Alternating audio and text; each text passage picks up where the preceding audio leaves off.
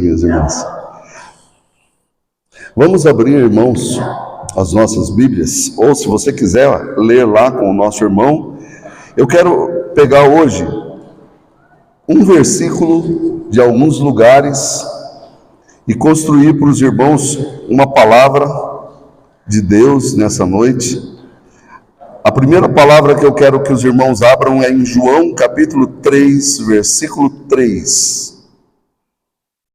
Vocês conhecem bem essa palavra. Foi uma palavra dita a um servo de Deus chamado Nicodemos.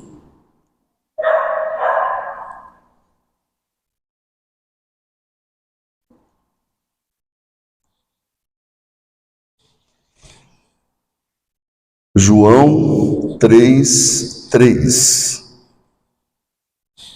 Você pode ler comigo? A isto respondeu Jesus: em verdade te digo que se alguém não nascer de novo, não pode ver o reino de Deus.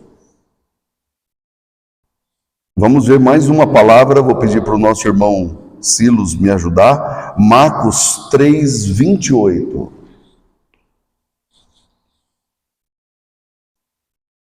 Marcos capítulo 3, 28.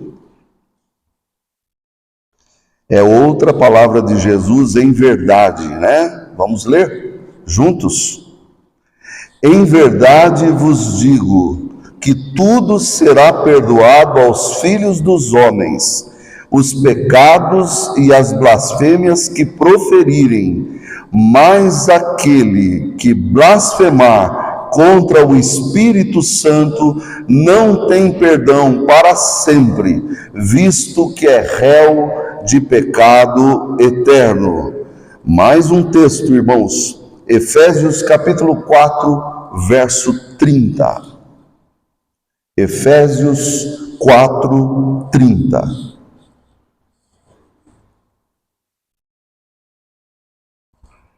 Vamos lá juntos? E não entristeçais o Espírito de Deus, no qual fostes selados para o dia da redenção. E por último, eu disse 4, né? 1 Tessalonicenses 5,19. Esse é bem pequenininho. Olha lá, vamos lá juntos? Não apagueis o Espírito. Nossa, que poder que a gente deve ter, né, para apagar o Espírito. Mas nós vamos examinar esses textos à luz da palavra de Deus. E o que eu quero chamar a sua atenção, que eu quero falar sobre a maravilhosa obra do Espírito hoje. Talvez você diga assim: poxa, pastor, eu já sei disso. Mas o Espírito Santo, ele é algo tão maravilhoso que quando a gente fala dele, a gente começa a glorificar a Deus. E eu quero chamar a sua atenção porque nós vivemos numa época em que, a gente estava até comentando isso hoje cedo, ao redor de nós tem tanta coisa periférica que nos afasta da essência. Hoje, por causa dessa ideia de inteligência artificial, a tecnologia, a ciência crescendo, parece que aqueles ensinamentos do passado começam a ficar cada vez mais para trás. Por exemplo, quem que tem hoje a ideia, por exemplo, de meditar na palavra de Deus? De fazer aquilo que os nossos pais antigos diziam: vamos pensar e meditar na palavra.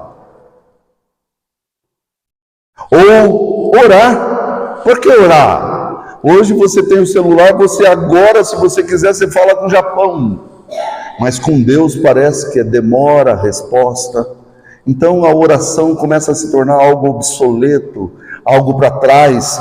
Mas quando a gente começa a olhar que o Espírito de Deus ainda está falando nos nossos dias, a gente começa a pensar: opa, tem alguma coisa errada com tudo isso que está acontecendo no mundo. Igrejas sendo invadidas por política, igrejas sendo invadidas por dinheiro, cada vez mais as pessoas ouvindo mau testemunho da igreja, mas o Espírito de Deus não está dormindo, ele está agindo. Então eu quero hoje, nessa noite, fazer uma pergunta a você, para mostrar essa superficialidade que a gente está vivendo. Eu gostaria que você pensasse no último vídeo que você assistiu, ou na televisão, ou no celular, ou em qualquer outro lugar. O que você aprendeu? Pode ser que você tenha aprendido alguma coisa, mas na maioria das vezes é fofoca, é porcaria. E nós estamos tão entretidos, e eu creio que essa é uma estratégia do próprio diabo para nos afastar do Espírito. Porque ele quer que você se distraia com as coisas desse mundo, para que você não atente para aquilo que é essencial, para aquilo que é importante, como nos tempos de hoje. Tem tanta notícia na televisão, mas se você coar aquilo tudo, não dá um dedo de coisa boa. Então eu quero dizer a vocês, irmãos, que Jesus fala coisas importantes para nós. Jesus virou numa conversa com Nicodemos, um homem que conhecia a teologia judaica como ninguém. Ele era um rabi, ele era um mestre em Israel. Ele falou assim: importa-vos nascer de novo. Você precisa conhecer que há um poder muito maior do que o que a religião que você tem está te trazendo. Um poder muito maior, que é a obra do Espírito Santo. A gente chama essa obra de regeneração, conversão. Você sabe disso. Eu sei que você já ouviu isso aqui. Mas eu quero que você perceba que a obra do Espírito, ela vai além da regeneração, conversão. Ela vai também para a santificação. Ela vai treinando a gente para a gente viver essa obra, que é a terceira pessoa da Trindade. E ela é terceira não é porque ela é menor do que as outras, ela é igual. Nós adoramos o Pai, nós adoramos o Filho e nós adoramos o Espírito Santo de maneira igual. Por isso, toda adoração é somente a eles. Nós não adoramos pessoas, nós não adoramos partidos, nós não adoramos igreja, nós não adoramos nada, nós adoramos a pessoa do Pai, do Filho e do Espírito Santo. Por isso, eu louvo a Deus pela cura física que Ele faz. Mas eu quero dizer para você que existe uma cura da alma, que a gente cantou no primeiro cântico lá. Cura as feridas, cura as coisas, é só o Espírito Santo de Deus que pode fazer. A vida de alguém que vai para o inferno, ela é resgatada pela obra do Espírito Santo. Por isso, ninguém pode entrar no céu sem essa obra maravilhosa do Espírito Santo. Primeiro eu quero falar aqui sobre a regeneração e conversão. A Bíblia, de modo geral, irmãos, mostra que Deus amou o mundo de tal maneira. É claro que não é esse mundo pecado, não é esse mundo perverso, não é a inclinação da nossa carne que Deus amou. Deus amou a gente como ser humano. Deus amou eu e você como pessoas que nós somos.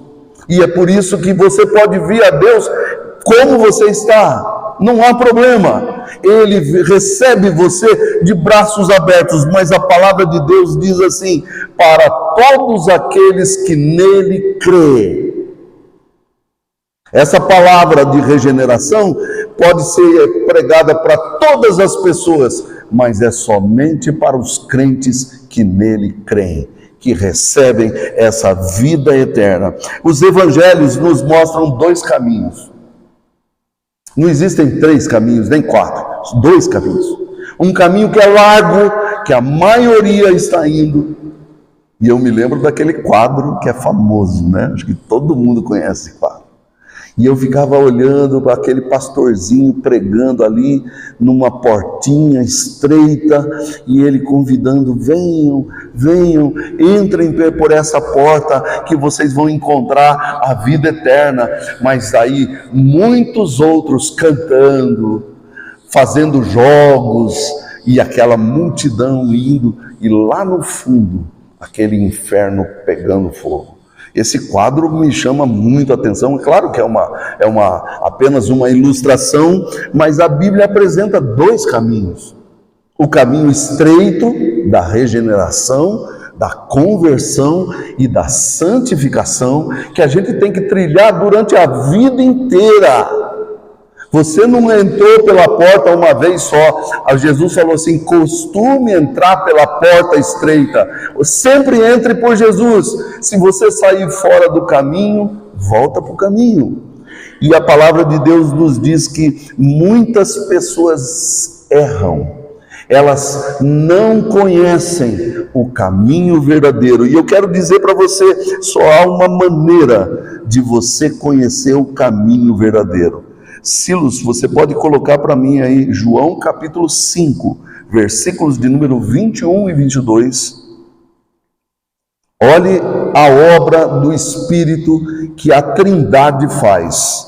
Quero que você veja lá: pois assim como o Pai ressuscita e vivifica os mortos, assim também o Filho vivifica aqueles a quem Ele quer. E o Pai a ninguém julga, mas ao Filho confiou todo o julgamento. Eu não sei se vocês sabem, mas aqui apenas um dado aqui com respeito aos católicos. Os católicos têm medo do filho, por isso que eles oram para a mãe. Porque o filho é que vai julgar esse mundo. Mas a palavra de Deus diz para a gente não falar com mãe nenhuma. É para falar com Deus e ir direto ao Pai, ir direto ao Senhor. Por isso que eu estou dizendo aqui que é o Filho e o Pai, através da obra maravilhosa do Espírito, que dão vida para que a gente ressuscite dentre os mortos. É você que crê, mas você recebe a obra do Espírito de Deus. Como diz João 1,12, não precisa pôr: mas a todos quantos o receberam, deu-lhes o poder, olha essa palavra, gente, de serem feitos, de serem chamados filhos de Deus. Você, se você recebeu Jesus no seu coração, você não é como o mundo é. Você entrou pela porta estreita. Você está indo para o caminho difícil, mas é o caminho que conduz à vida eterna. E aqui eu quero lembrar a vocês alguns textos da palavra de Deus. Tito 3:5. Vamos lá, Silas, me ajude aí agora. Hoje eu vou abusar um pouquinho de você aí. Tito 3:5. Olha o que diz a palavra de Deus, irmãos. Não por obras de justiça praticadas por nós. Não foi o que eu fiz, nem o que você fez, mas segundo a sua misericórdia, Ele nos salvou mediante o lavar regenerador e renovador do Espírito Santo. Ainda 1 Pedro 1:3. Olha essa obra como ela é maravilhosa, a obra da regeneração e da conversão de uma vida a Cristo. Bendito o Deus e Pai de nosso Senhor Jesus Cristo, que segundo a sua muita misericórdia, Ele nos regenerou. Foi Ele que fez isso. Para uma viva esperança mediante a ressurreição de Jesus Cristo dentre os mortos. E agora pula para o versículo 23, lá embaixo. Olha o que diz aqui, ó. Pois fostes regenerados, não de semente corruptível, aquela que se estraga, mas de semente incorruptível, mediante a palavra de Deus, a qual vive e é permanente. Em outras palavras, eu quero dizer a você, você sabe por que você está vivo? Porque Deus agiu pelo Espírito, pela palavra, para dentro de você. E isso aparece em Tiago 1,18. Olha o que diz a palavra de Deus lá, Tiago 1,18. Eu só estou citando aqui alguns textos que eu sei que você conhece, mas é para você lembrar mesmo. Pois segundo o seu querer, Ele nos gerou pela palavra da verdade. Opa, por que a gente tem que pregar a palavra? Porque é a palavra que Deus usa como instrumento na mão do Espírito para mudar a vida das pessoas. Você pode perceber que uma das coisas que menos tem acontecido em muitas igrejas é pregar a palavra. Por quê? Porque Satanás sabe que é o instrumento de Deus, que é segundo o seu querer, ele nos gera pela palavra da verdade, para que fôssemos como os primeiros, as primícias das suas criaturas. Queridos, essa obra, resumindo, Deus pela palavra regenera o pecador e o habilita para crer no Filho que nos salvou. Uma das coisas mais lindas do Espírito Santo eu ouvi de um pastor chamado, ele é um pastor americano, ele já morreu, o James Irving, e ele diz o seguinte, que o Espírito de Deus, ele tem o papel de um holofote. Quando você olha para um holofote, você vê aonde ele está projetando. Quando você vê um holofote, ele sempre indica, não a si mesmo, mas aonde a luz dele vai. E ele indica o Filho de Deus, o Pai e o Filho. O Espírito Santo, ele é como um holofote que brilha na sua vida, sempre mostrando o Deus Pai e Deus Filho que salvou você. É por isso que nós glorificamos o Espírito Santo. Ele é, segundo Jesus, a água que a gente precisa beber. João, capítulo 3, não precisa abrir agora nesse instante, ele virou para Nicodemos, você precisa nascer de cima. Enquanto isso não acontecer, você ainda não desfruta, não começa a viver a obra maravilhosa do Espírito Santo. Nicodemos, você não entendeu que é preciso nascer do alto, você precisa nascer de cima. O segundo texto que nós lemos, irmãos, é o texto de Marcos 3:28. Jesus estava no meio de uma cura de um homem que ninguém podia falar com ele estava endemoniado, mas ele era mudo e surdo.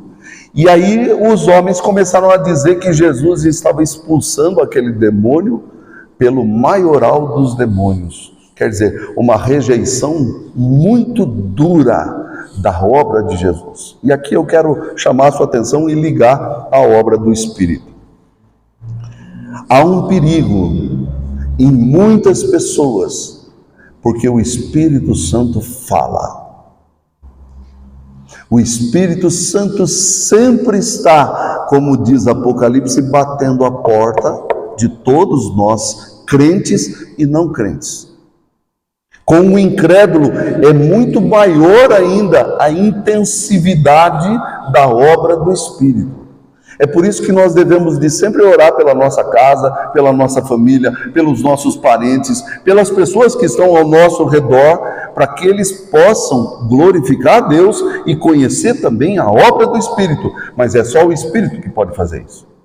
Então, essas pessoas estavam ali e Jesus disse numa frase, dizendo assim, todo pecado será perdoado aos homens. Até os pecados contra o Pai e contra o Filho são perdoados, mas aquele que pecar, que blasfemar contra o Espírito Santo, não tem salvação nem nessa vida e nem na vindoura. E aqui eu quero lembrar a vocês que o único pecado que não tem perdão é incredulidade, dureza de coração.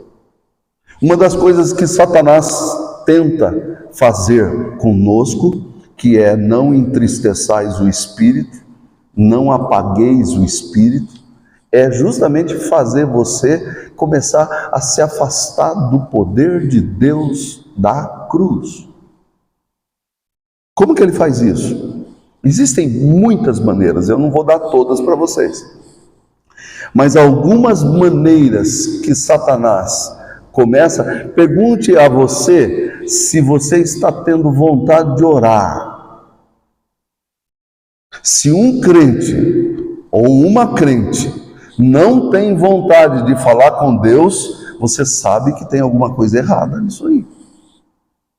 Ah, eu não tenho vontade mais de ler a Bíblia. O que está acontecendo? A palavra de Deus que regenerou você não tem vontade mais de ler. Por quê? Hoje é aquilo que eu falei no começo dessa mensagem, o entretenimento. Eu conheço pessoas, meus queridos irmãos, e são meus amigos, tá? Que assistem séries de não sei quantas temporadas, mas não leem um capítulo da Bíblia por semana.